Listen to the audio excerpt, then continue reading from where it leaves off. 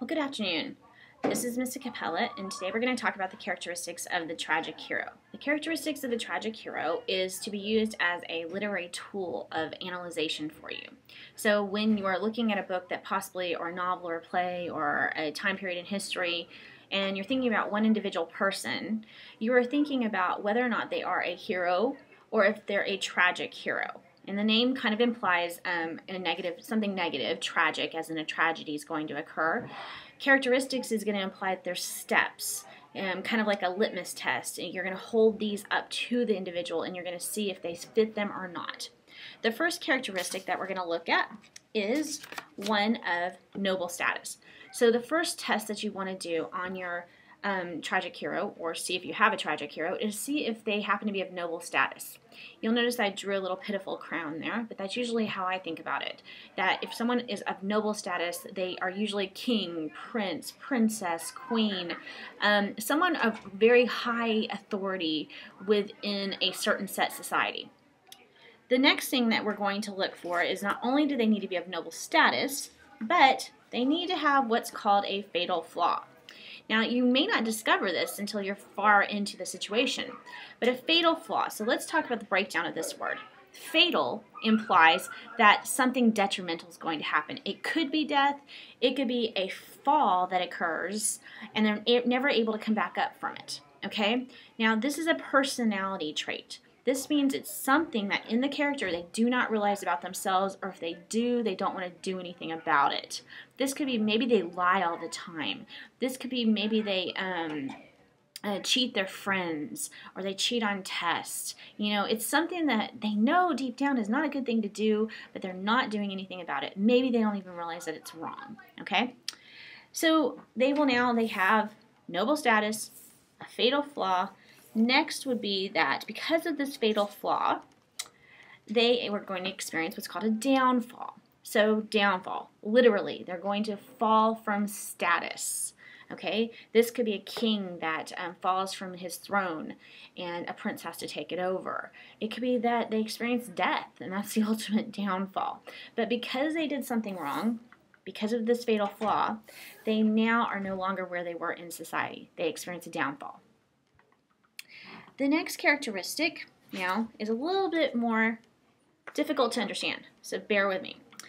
Now, it says the downfall of a tragic hero is only partially their own fault. And I know this goes against everything mom and dad have always told us, that if you do something wrong, it's your fault.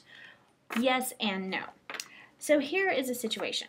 Let's say that we have a king, and the king has whatever he wants in his kingdom. However, he wants more. And he's being overly greedy. And he tends to be like this through his life. He's always very greedy. Well, let's say that he has a wife who definitely is in love with him for his position as king, and she enjoys the finer things in life as well. Well, because she knows that her husband is a greedy man, and she doesn't want to have to do anything that would be wrong, let's say that she pushes her husband to send his army into another country to steal all the money out of the banks of that other country. Okay? Now you're saying, well, that's his decision. Yes, but what if he initially said, no, I'm not going to do it, and she kept on harping on it and coming up with reasons of why it would be beneficial for him to do it? And even maybe finding ways that he could cover it up and nobody would ever know that he was doing it just to be greedy. Okay? It's kind of a lame example, but it gets better as you start understanding downfall. So a downfall is partially the hero's fault, okay? Usually it's going to be somebody close to them that has egged them on or pushed them on. It could be a mom or dad.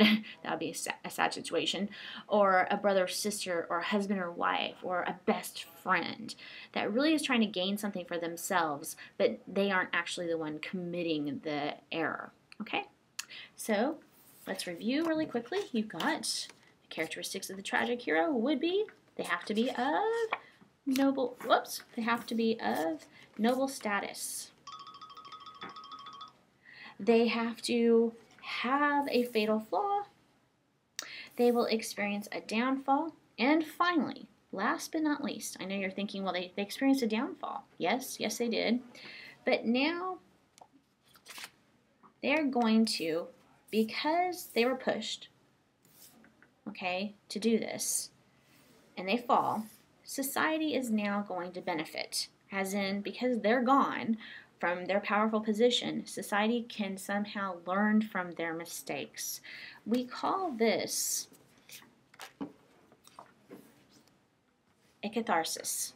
As in, society has a realization that because that person was greedy, for example, this is what greed can lead to. So it's almost like society learns a lesson and doesn't have to actually go through all the pain of having been the one that did it themselves. Although they might experience some of the pain of the person that has done it. You know, like especially if you're living in the country where the king stole from all the banks. Okay, you felt that, but life got better once that king was gone and good people came into power and were able to give you your money back, hopefully. Okay, so I'm going to leave you guys with these characteristics now, and I hope you're able to take some notes. If you don't understand, rewind, ask me questions in class, but we're going to be applying this to our characters in our next text, in our next play that we're going to be studying. Okay?